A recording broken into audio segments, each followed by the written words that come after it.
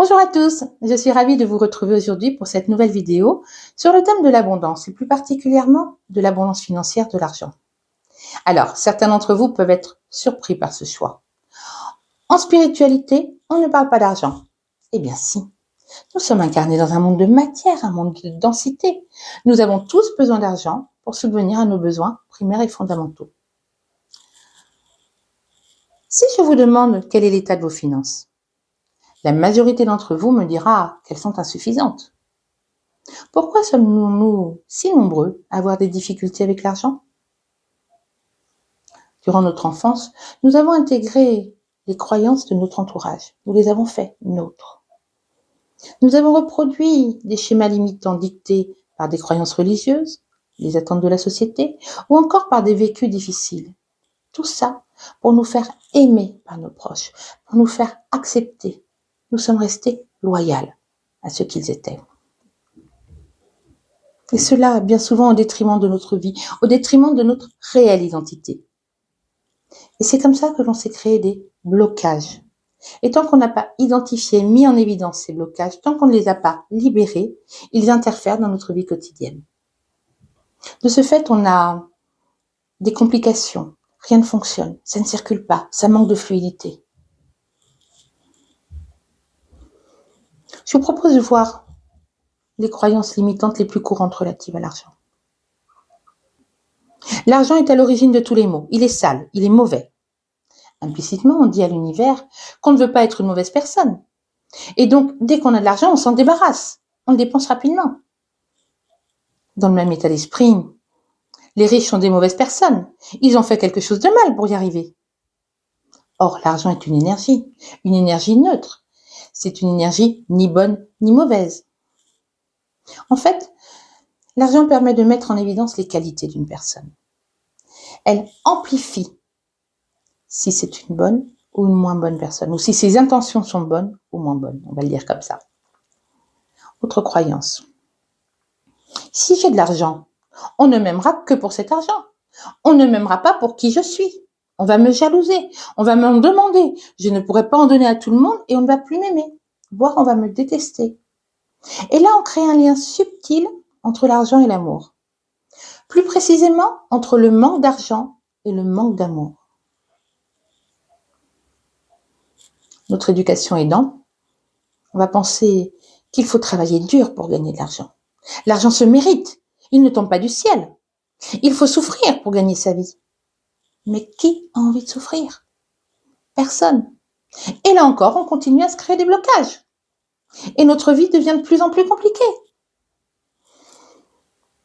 Peut-être que si on ouvrait un peu notre esprit, qu'on comprenait qu'il y a d'autres moyens de gagner de l'argent, on s'autoriserait une plus grande fluidité. On pourrait gagner de l'argent avec la loterie, en empruntant, en ayant un prêt, avec des dons, avec des cadeaux. Et puis, ouvrons-nous à tous les possibles. Créons des moyens d'attirer l'abondance. Si je ne pense pas pouvoir recevoir de l'argent rapidement, je pense que c'est impossible. Je m'empêche toute opportunité me permettant de gagner ou de recevoir de l'argent à court terme.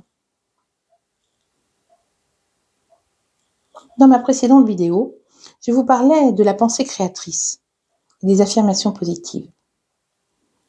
Donc je vais penser très fort que je gagne de l'argent et la loi d'attraction fera le reste. Et maintenant, ce serait trop facile. Ça ne fonctionne pas comme ça.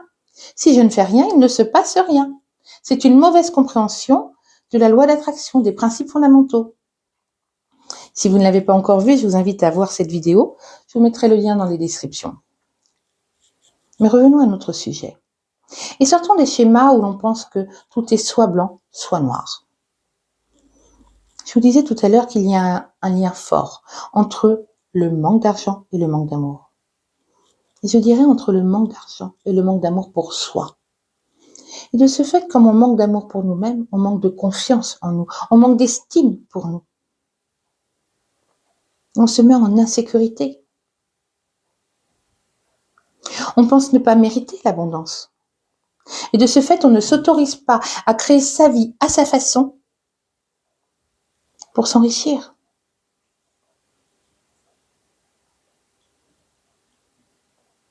On attire les blocages. On continue à attirer les blocages. Et l'univers peut nous envoyer tous les messages qu'il veut pour nous faire comprendre ce qui est à guérir en nous.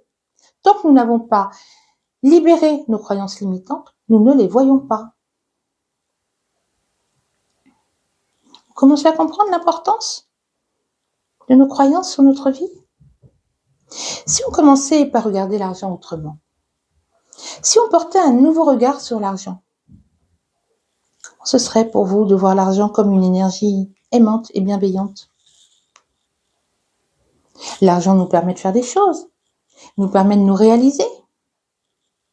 Il nous donne une certaine liberté. C'est un cadeau de l'univers pour nous aider sur la Terre dans la densité.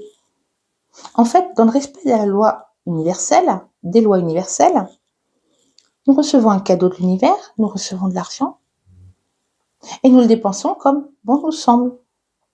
C'est vraiment l'intention que l'on met de ce que l'on fait qui peut être discutable. L'argent est une aide du divin, de la vie, de l'univers, sur vos croyances. Il nous permet de nous sentir en sécurité. Il nous aide dans notre incarnation en nous libérant de tous les tracas, de tous les tracas matériels.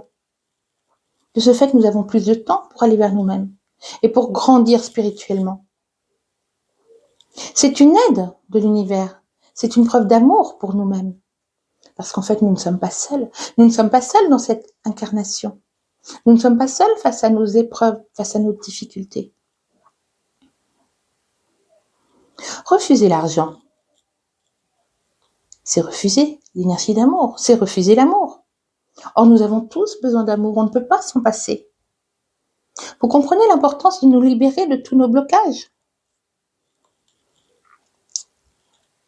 C'est en nous libérant de ces blocages que l'on pourra remettre de la fluidité dans notre vie, que l'on pourra vivre mieux, avoir une vie plus harmonieuse, plus agréable.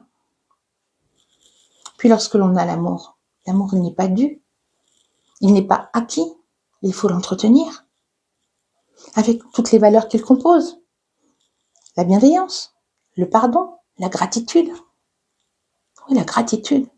N'oublions pas de remercier l'univers pour toute cette abondance qui nous entoure et que trop souvent nous ne voyons même plus.